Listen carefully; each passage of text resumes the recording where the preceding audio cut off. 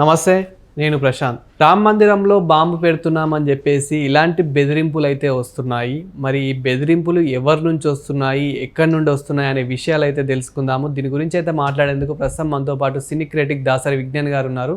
నమస్తే అండి. నమస్తే. సో ఈ బెదిరింపులు అసలు ఎక్కడి నుండి వస్తున్నాయి? రామ మందిరంలో అసలు బాంబు ఏంటి?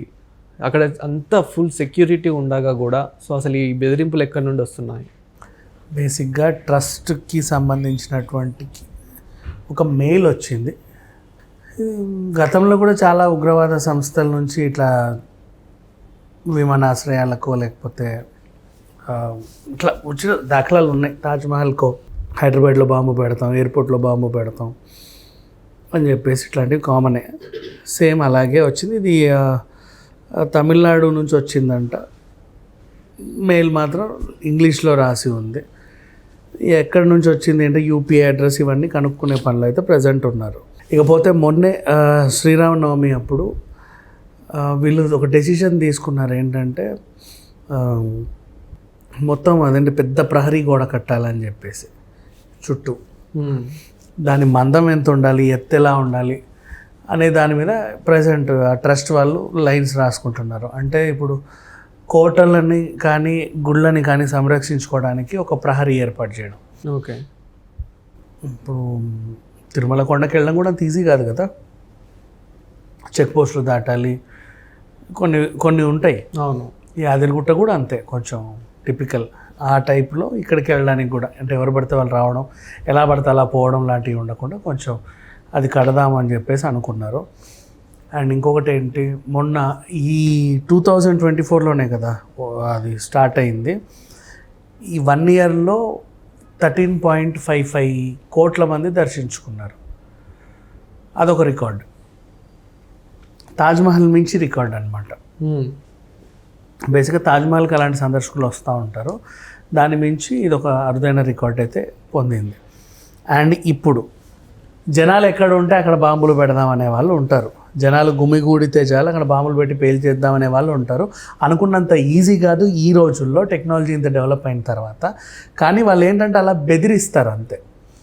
ఆ బెదిరింపు వల్ల వీళ్ళు బెదిరిపోయి అక్కడ ఏమైనా చర్యలు తీసుకోవాలి, కొంచెం వాళ్ళలో చలనం రావాలని చూస్తారు. కొన్నిసార్లు ఇది ఒక డైవర్షన్ డ్రామాలు కూడా ఉంటాయి. బాంబు బెదిరింపు గురించి అందరూ మాట్లాడుకుంటారు. ప్యారలల్గా ఇంకో అంశం జరుగుద్ది, దాని గురించి వార్తలు డల్ అయిపోతాయి.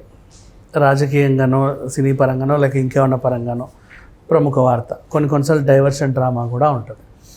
సో ఏదేమైనా బాంబు బెదిరింపులు ఎప్పుడు వచ్చినా సరే, కానీ మనం మాత్రం అప్రమత్తం అవ్వాలి. ఎందుకు చెప్పనా, ఇప్పుడు ఎయిర్పోర్ట్లకు కూడా బాంబు బెదిరింపు అని పట్టించుకోకుండా పోతాం. బట్ ఏదో ఒకటి అయ్యిద్ది. ఎలా అయ్యిద్ది అంటే చేసేవాడు ఎలాగైనా చేయొచ్చు, చెప్పలేం మనం. అవును. అంటే వాడు ఫ్లైట్ ఎక్కి కూడా దాన్ని హైజాక్ చేయొచ్చు. ఫ్లైట్లో కూడా వాడు ఇంకేమైనా చేయొచ్చు. వాష్రూమ్కి వెళ్ళి ఏదైనా చేయొచ్చు, ఫ్లైట్ని డిస్టర్బ్ చేయొచ్చు, ఎదుటోని ఏమైనా చేయొచ్చు. చిన్న గందరగోళం జరిగితే చాలా అది ఊగిందంటే అందరూ కంగారు పడ్డారంటే అవుట్. చంపాలనుకుంటే ఎలాగైనా చంపుతాడు. అండ్ వీళ్ళు ఏంటంటే ఆత్మాహుతి దాడులు, వాళ్ళని వాళ్ళు పేల్చుకుంటారు, జనాలను కూడా చంపుతారు. అలాంటోడు ఫ్లైట్ కూల్చడానికి వెనకాడ్డు, బాంబు పెట్టుకొని చంపడానికి కూడా వెనకాడ్డు. కాకపోతే ఏంటంటే ఇప్పుడు ఈ అంశం తెర మీదకి వచ్చేసరికి మళ్ళీ ఉగ్రవాదుల మీద కొంచెం కట్టుదిట్టమైన ఏర్పాట్లు చేయడం. అండ్ నిన్నగాక మొన్న సల్మాన్ ఖాన్ని చంపేస్తామని కూడా వాడు చెప్పాడు, బిష్ణో గ్యాంగ్. అప్పుడు వీళ్ళకి అనుమానాలు ఏమొస్తాయంటే ఇప్పుడు జైల్లోనే ఉగ్రవాదుల్ని పెడతారు, ఇట్లాంటి మన అండర్ గ్రౌండ్ ఆపరేషన్లు చేసే వాళ్ళని పెడతారు, డాన్లని ఉంచుతారు. వాళ్ళు పరిచయాలు అయ్యే ప్లేస్ అది. అందరూ గొప్ప పనులు అయితే చేసిరారు. అలా అక్కడ ఏమైనా పరిచయాలు అయ్యి లోకల్ వాళ్ళకి ఏమైనా సుపారీ ఇచ్చి ఎవరైనా చేయిస్తున్నారా అని అనుమానాలు ఉంటాయి. ఊరికే జనాలను కంగారు పెట్టడానికి చేసేదే. కానీ ఒకప్పుడు మన లుంబినీలో అండ్ దిల్సుఖ్ నగర్లో కానీ గోకుల్ చాట్లో కానీ బాంబు పెట్టినంత ఈజీ కాదు ఈ రోజుల్లో పెట్టడం. ఆ తయారు చేసిన పరికరం కూడా తీసుకురావడం కూడా అంత ఈజీ ఏం కాదు. కాకపోతే ఏంటంటే దొరికిపోతారు, పెద్ద విషయం ఏం కాదు ఇప్పుడు ఈ రోజుల్లో. మొన్న కూడా రామేశ్వరం కేఫ్ దగ్గర కూడా వాడు ఎవడో బాంబు పెట్టాడు. అది కూడా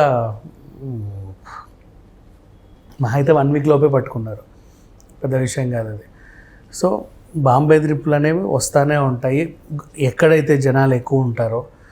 ఇప్పుడు రంజాన్ సీజన్ ఉంది ఫర్ ఎగ్జాంపుల్, ఓల్డ్ సిటీకి బాంబు బెదిరింపులు వస్తాయి. ఎలక్షన్ సీజన్ ఉంటుంది, అప్పుడు వస్తాయి. అండ్ ఇంకేమున్నాయి, కొన్ని జాతరలు, కుంభమేళాలు, ఇలాంటి బోల్డ్ అని ప్రదేశాలు ఉంటాయి జనాలు గుమిగూడేవి, అన్ని చోట్ల వస్తాయి బాంబు బెదిరింపులు. కాబట్టి మనం కూడా అప్రమత్తంగా ఉంటే బెటరే. బట్ మన వాళ్ళు ఇప్పుడు ఇంకా చెప్పనా, హైదరాబాద్ అయితే ఇంకా చాలా డెవలప్ అయింది. అది బంజారా హిల్స్లో ఆ బిల్డింగ్ వచ్చినప్పటి నుంచి అందరూ జాగ్రత్త పడుతున్నారు. సో టెక్నాలజీ డెవలప్ అయింది, ఏఐ టెక్నాలజీ కూడా అందుబాటులోకి వచ్చింది. కాబట్టి ఒకప్పటిలాగా ఇప్పుడు బాంబులు గింబులు పెట్టేవాళ్ళు ఏం లేదు. మెయిల్ అయితే ఈజీగా పంపించుకొని బెదిరించుకోవచ్చు, ఎందుకంటే ఏఐ డెవలప్ అయింది కాబట్టి సాఫ్ట్వేర్ నువ్వెవడో తెలియకుండా కూడా మెయిల్ పెట్టుకునే సౌలభ్యాలు వచ్చాయి. అలా నీ బెదిరించుకోవచ్చు. బట్ ఆ ట్రస్ట్ వాళ్ళు కూడా కొన్నిసార్లు జాగ్రత్తలు పడితే బెటర్. సో ఇదంతా ఒక రూమర్ లాంటిదే అనుకోవచ్చా? రూమర్ లాంటిది కాదమ్మా, జాగ్రత్త పడాలి. అది పంపినోడు ఎవడో ఉన్నాడు, వాడు ఊరికే అయితే పంపరు కదా.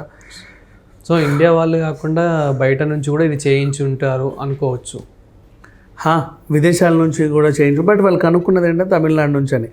అండ్ అలా లొకేషన్ని కూడా బ్లఫ్ చేయొచ్చు. అవును, ఉన్న చోట కాకుండా అక్కడక్కడ నుంచే మెయిల్ వెళ్ళినట్టు కూడా చెప్పించుకోవచ్చు. అయినప్పటికీ కూడా మనం ఎంత టెక్నాలజీ వాడినా పోలీసుల టెక్నాలజీ ఇంకా దానికి మించి ఉంటుంది. అవును, దొరికిపోతారు ఈజీగా, పెద్ద విషయమేం కాదు, పట్టేసుకోవచ్చు.